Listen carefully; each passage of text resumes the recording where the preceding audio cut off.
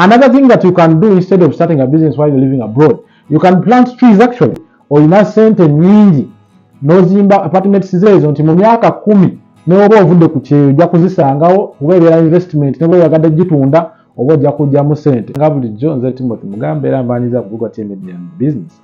So guys, in today's video I'm going to try to use English and as well as I will interpret whatever I say in English to Luganda. Okay guys, because I've realized I have many subscribers who prefer English, those who don't understand English, and you're like, why don't you speak in Luganda? So mbategeeza why don't enda kuba ngezaako okulaba nti oba naabanga nsobola okulaba nti wenjogera mu Luzungu nga kiza mu Luganda, wenjogera Luganda nga oba kitegeera. So I'm going to try guys to interpret for you. I will adjust because I don't want to lose my subscribers. I love you so much guys. Mbagala nnyo mwena subscriber banga tesagala kubafiirwa. In today's video I want to talk about, people living in the diaspora. If you're working abroad or outside Uganda, why you shouldn't actually start a business in Uganda while you're still living abroad. Instead, this is what you're supposed to do. Kyengamba kigongo kyakole Bulaaya okola mu America oyiwa naye ng'oli wa Uganda, oli Saudi, oli Dubai, lwaki toteekeddwa kubeera ng'otandika business e Uganda? Enda kubulira lwaki at least kolamu ekintu ekirala, investing a sente y'okusinga okola business oba kitegeera. So what I'm trying to say guys by this, I don't want you to get me wrong, because businesses are doable. I'm not saying it's not possible, it's doable. Sigambye nti okutandika business e Uganda tekisoboka. Kisoboka naye nja kukolayo video mbanyonyole butya gwali e Bulaaya so okutandika otya business e Uganda be successful. So I will try to make another video to explain to you guys how you can start actually a business while you're abroad, and at least make sure and try to see that your business can be successful. But in today's video I want to tell you that at least you can do something else. For you guys who are working abroad like 10 years, 15 years, 20 even years, why should you start a business in Uganda and lose all your money? Gwali ebweru ng'ogenda kola okole omaze ebbanga okola myaka 5, 10, 15, 20 omala ebbanga ddene, lwaki oteeka sente zo mu business e Uganda? Tekikola makulu. So guys, instead at least invest your money. Okay, when you talk of investments, businesses and investments are not the same. An investment actually lasts for a long time. Okay, a business has to give you money on a daily, but an investment you will get returns maybe after some period of time. So remember, you're working abroad, you take some years working there, or you get okolera Bulaaya ogenda mala ebbanga ddene myaka mingi, kakati investment ejja kukolera bulungi gwe. The first thing that you can invest in is land. Ekintu ky'osobola okuteekamu ssente ly'ettaka. Okay, you're earning your money, you save something, at least buy land back home, because land appreciates as long as you buy land with credentials, the paperwork is correct. Okay, make sure you don't buy air. Make sure ntogula ettaka ate ne bakuguza empewo. So gwali Bulaaya so ogula ettaka ne libanga investment yo n'oba omaze myaka 10 myaka 5 ojja kulisanga. So guys, that is the first thing you can do. You can invest in land while you're abroad. So after 5 years, 10 years, that is an investment. When you bought, if you, let's say you buy land right now at 10 million Uganda shillings, after 5 or 10 years, you'll be able to sell that land maybe 15 or 20 million, actually, depending on the rate at which, the land is appreciating. So, how about kintegeeza nti gwoba oli Bulaaya ogula ettaka olinza oligula saazi no milioni 10 naye oyitayo myaka 5 10 ng'osobola olitunda ebukadde 15, 20, 25 okusinziira ku rate ki ettaka eryo enkulaakulana eri mu kitundu bw'etambula. So that is the first thing that is one thing you can do actually if you're living abroad, instead of investing your money in a business, having to hustle with people who are working for you every day on phone calls. You will get frustrated. Some people even get, I don't know, they even faint on, on phone calls. Like, what, boss, whatever, business, KCC came and, they're asking this and that, they've closed the shop. So, chemba tegeza, mwewale pressure zina abakuba. Oli Bulaaya bukase, oli ku masimu, simanya business etambula etya, salooni, biki, ng'abakozi bo bakubuzaabuza. Tetwakoze leero ssente, bakugamba ate kati KCC yazze, ebyo biki, n'obeera ku pressure, okolera Bulaaya, naye ng'ate era obeera ku ssimu. Nobeera nga weetaddeko ekizibu. So that wouldn't be fair to you guys. So after looking at that investment of land, there is another thing you can actually look into that same line. If you have your money, you're working in the USA, the United Kingdom, you're working in Australia, Canada, you can actually invest in the real estate. After, some will manage to buy the land, but if you can buy land and also put a structure, like, building rentals, building apartments, building fully furnished apartments as well, building condominiums, mukitegeera mukwano kyentegeeza kyembadde mbagaa nti nno waliwo abalina obusobozi balina sente nnyingi ng'osobola okugula ettaka ate era n'ozimbako oba ennyumba ez'abapangisa n'ozimbako ennyumba zino olweni zebateekamu n'ebintu waliwo ennyumba ezizimbibwa oba za apartment eziri fully furnished ezibayita fully furnished nti ozimba apartment n'ogiteekamu ekitanda n'ogiteekamu entebe fridge biki byonna ebyetaagisa ng'omuntu bw'ajja okupangisa ennyumba yo aleeta buleesi ngoye ze. Kakati ne business esobola bakolera nti manya investment si business nti esobola kubanga investment olw'ensonga yes esobola business nti buli mwezi obako kyofuna naye tokitunuulira nnyo naye nga gwe kyobaze olina ssente nnyingi n'ozimba apartments zeezo nti mu myaka 10 n'oba ovudde ku kyeyo ojja kuzisangawo kuba ebeera investment ne bwe oyagadde gitunda oba ojja kujjamu ssente.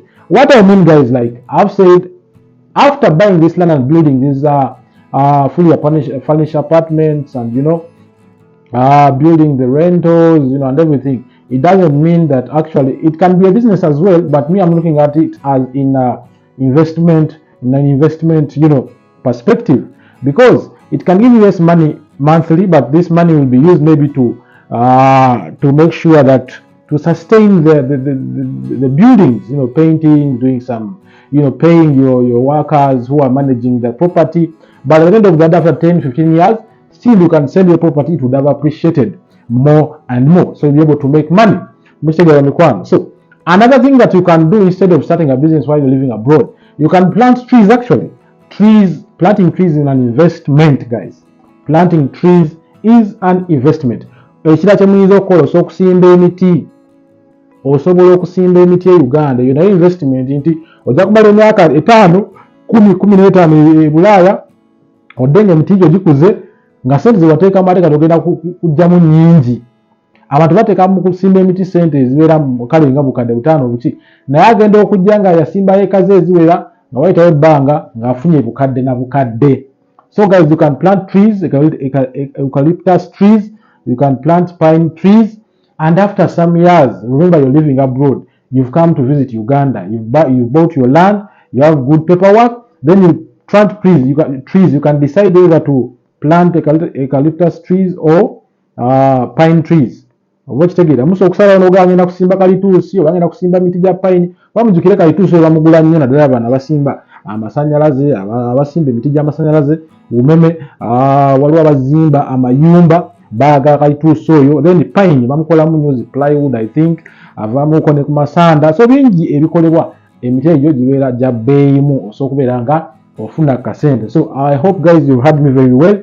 Another investment that you can do while you're living abroad back home in Uganda, you can plant trees, pine, eucalyptus. Eucalyptus trees actually in Uganda, the umeme, electricity, which is concerned with electricity, they use these big eucalyptus trees to plant electric poles in Uganda. Pine trees, these Chinese people buy them. They make plywoods, and even that rubber that comes from it, they use it as well.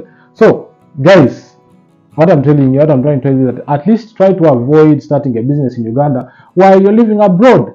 Mugezeeko okuwala okutandika business ng'obeera Bulaaya, even though it is doable. Newankubadde kisoboka, it's doable as long as you have people that can manage your business very well, people who are trustworthy. Okitegeera abantu abali trustworthy kasobeera ng'obayina okukola business e Uganda n'obeera kale nga tettadde nnyo ku pressure. So there are two things or the investments that I've talked about that at least you can try to look into, most especially the planting of trees and as well as real estate. You buy land, either you leave it for some time, whenever you come back you can sell it. If you have more money, then of course you can build rentals, like I've told you. You can build fully furnished apartments. You'll be able to make some good money. So another thing, the third thing you can do while living abroad in Uganda, there are companies, let's say like government companies that give bonds. You can buy bonds in certain companies as well. You're living abroad, bonds maybe at every, financial year, you get at least something. You get some profits and all that. So at least buy bonds, buy shares in companies that you see that are legitimate, companies that are, very well established. So you'll be able to make some good money. After some years, remember, you'll be getting also money. Even if you retire, you'll be able to get some good money for yourself, guys. But those two, I know. The other thing of bonds, shares, most of you maybe want to go for that, but it's there as well. But at least those two. Buy your land if you can afford land, like most might go in Saudi Arabia, Oman, Dubai. Nadala abantu banga bali Dubai, Oman, Saudi Arabia musogule taka. Oye ko mwaka gumwe ebiri esatu ogenda okudda nga tetaka yoteka obukadde butaano ojjemu obukadde 10. Okay guys, so if you have more money you can as well build structures. Oyina sente then osobola okuteekawo nozimbawo ko oba ekizimbe. But try as much as possible, because I'm telling you, basing on experience, people have cried tears, people have suffered with people back home who claim to be helping them, to run their businesses. Abantu bakaza amaziga nga bali ku Bulaaya. Olya gamba nja ku business yonge ndagirwaninga biki abamu businesses zino bazeddiza, and some people that you send money to start these businesses for you, when the business actually, let's say, becomes successful, these people, they actually take these businesses for themselves, and at the end of the day you lose. Abasinga bemusindikira sente bakole business ezo zimala okukwatayo ng'oli business yajeddiza. Bw'aba kuyambe akuddiza sente ze mwagitandisa naga sente business byagaana naye nasirika nasigala ng'ekiro akitambuza.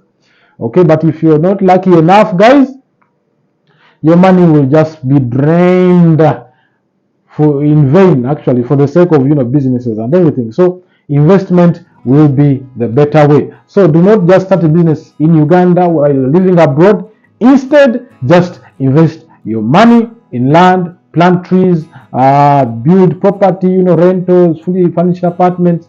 You'll be able to get some good money. Build condominiums. So guys, I'm telling you, you will not, face problems. You will not be frustrated.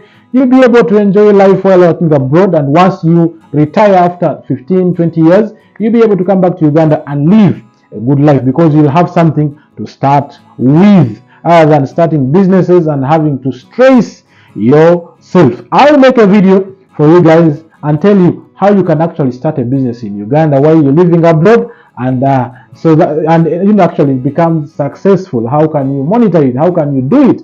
So keep it locked on THIER Media and Business, guys. Bagenda nakuba video mbalage gwali Bulaaya osooka otya business e Uganda nebeera ng'etambula n'obeerayo newankubadde obeera ng'okuba amasimu and everything, naye n'obeera nti osogitambuza bulungi, n'obeera nti ofuna akasente.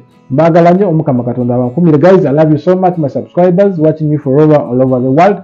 I love you. I stay as my name is Timothy Mugambe. I love you so much. If you're a new subscriber, if you're a new person watching my video right now, please consider subscribing. But what in Piangola video no kugamba beranga or subscribing ate or liking mukwana go mujuganda ba baganje Mukama Katonda bankumbire. See you in the next video. Bye bye.